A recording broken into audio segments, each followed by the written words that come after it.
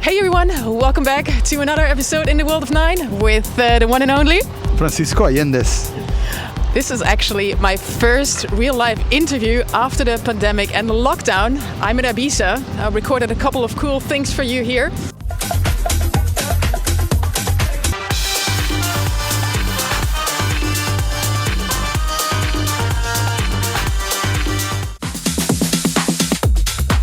I'm here with Francisco.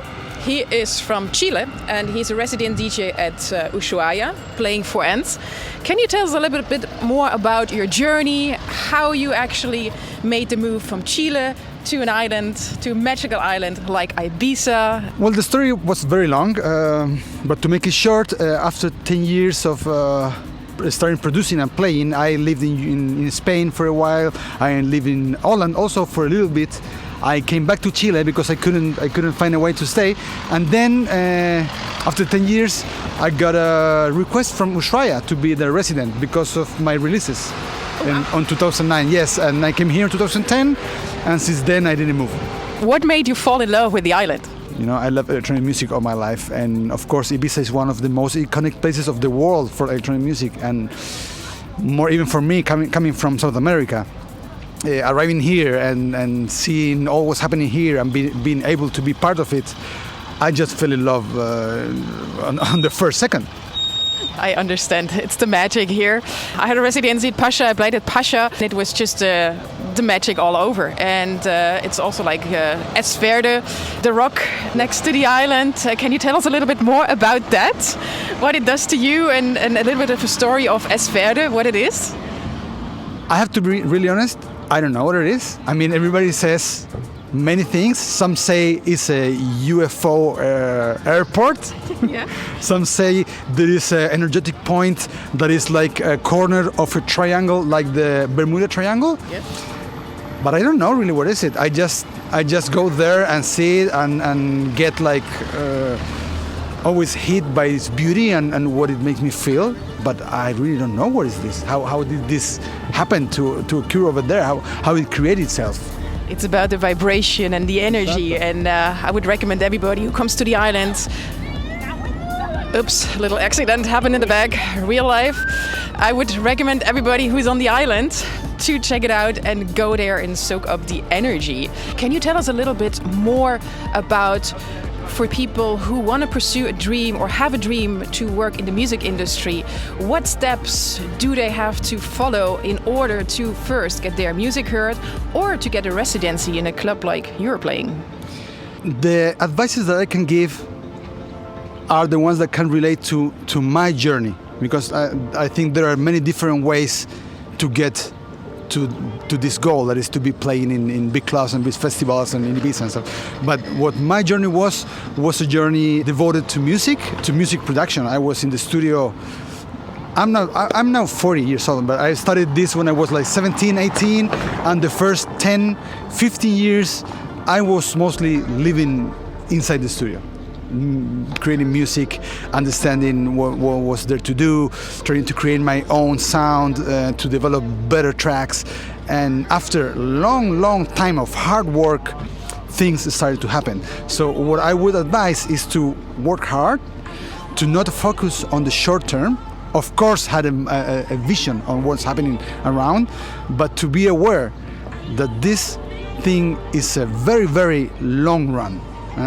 To not get disappointed on every no that you get, because you will have a lots of no's, even more in the beginning, when nobody knows you, when you have no music, when you have your first tracks. Every record label will say no, every club will say no, but you just go with it. If you believe in your music and you know that you are making advance on it, just go for it and take time. Things takes time. So I would say, don't rush, get a part-time job to get your money somewhere else, and be ready for receiving many people saying no to you in time.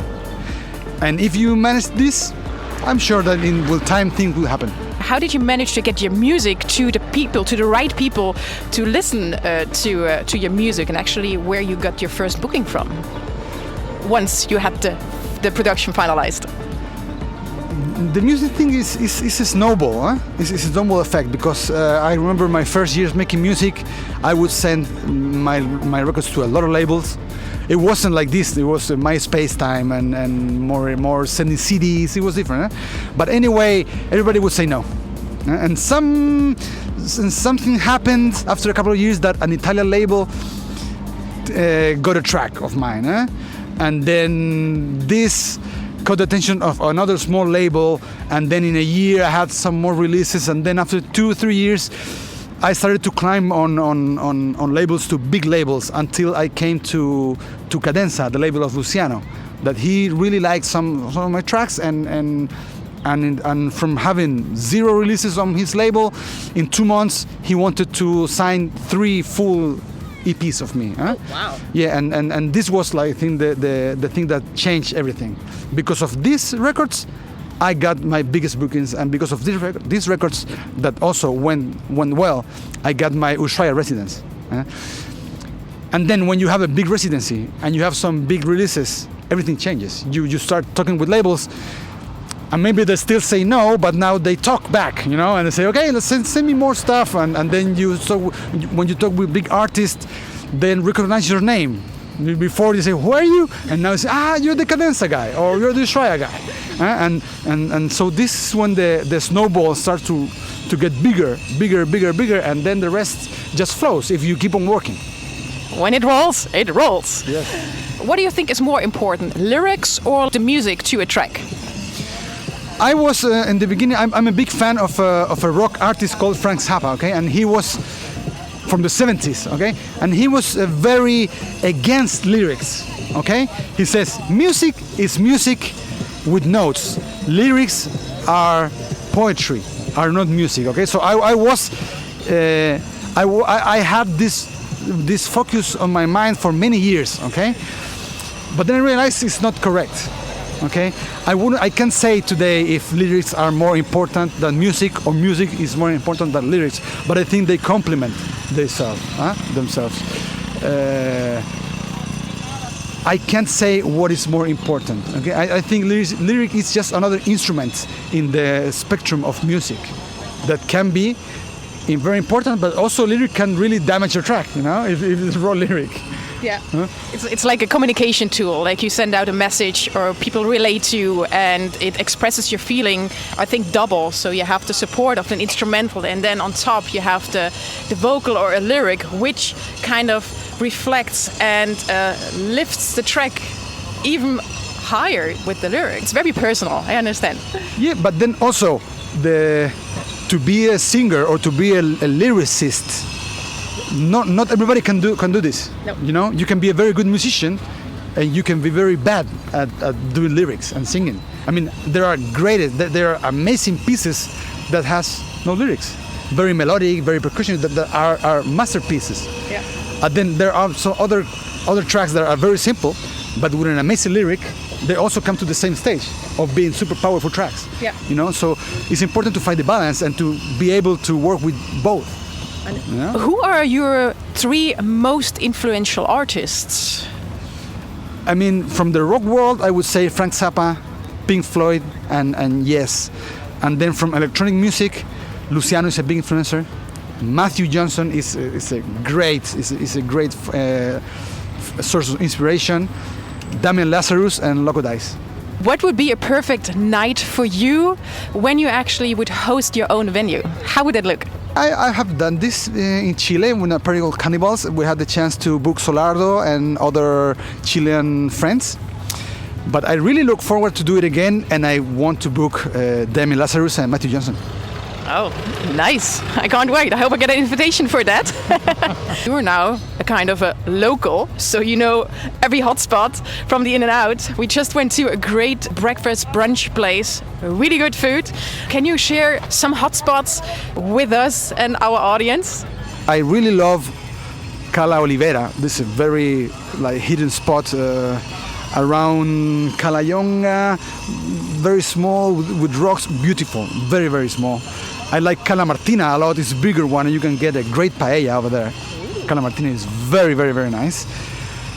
And of course, Salinas. Salinas is a beautiful beach where you can have a very, very big sand place or another smaller rock places that are very nice. I would say these three places you have to go. Okay, I have to check out some. I made a blog post as well with some of the hotspots I found during this trip here. Some beaches, restaurants, and also horseback riding. We'll share that later in the description here. I heard you're a very active CrossFitter. How and what made you come to that? In my life, I've never been a sportsman. I never did any sports. I mean, I was fluffy. I was fatty before. But then when I started touring intense, I realized that I was destroyed and tired all the week after a weekend of gigs. This was like maybe 6 years ago. And I started to research a way to be more healthy, to have a decent week after touring, you know, because I mean, if your life means touring on the weekend and recovering Monday to Thursday to go back again, there's no life, you know.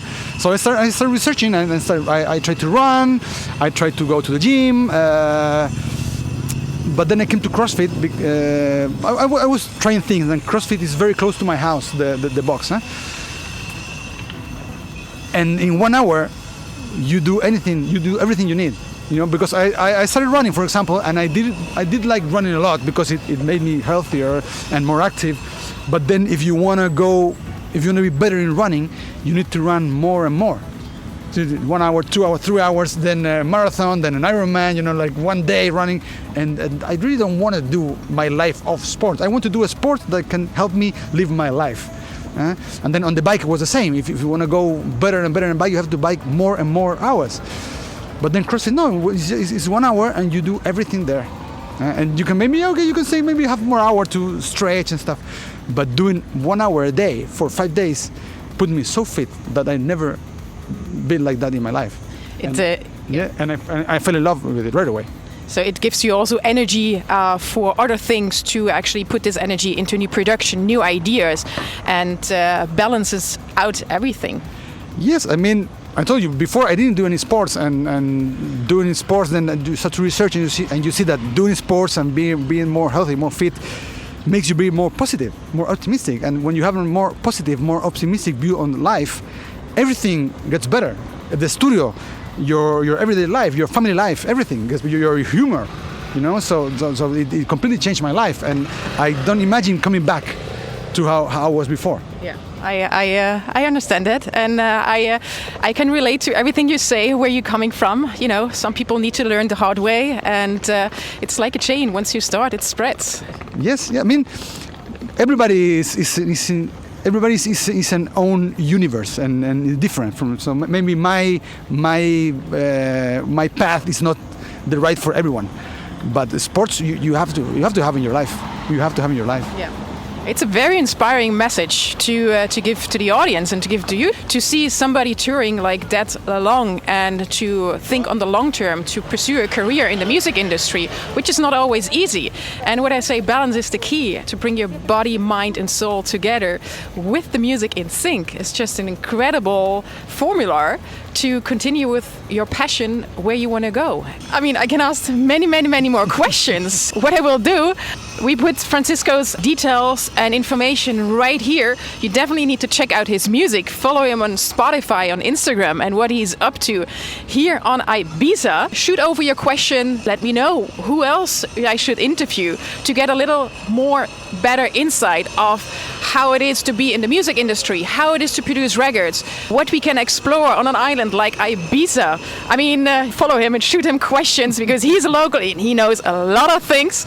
And I want to say thank you to Francisco for taking the time to chat with me here on the island after such a long time where we are being disconnected with artists, producers and creatives. And I hope for you will see us soon back on the dance floor in a city near you. Support the artists, and thank you for watching, and thanks to you. Ciao, thank you.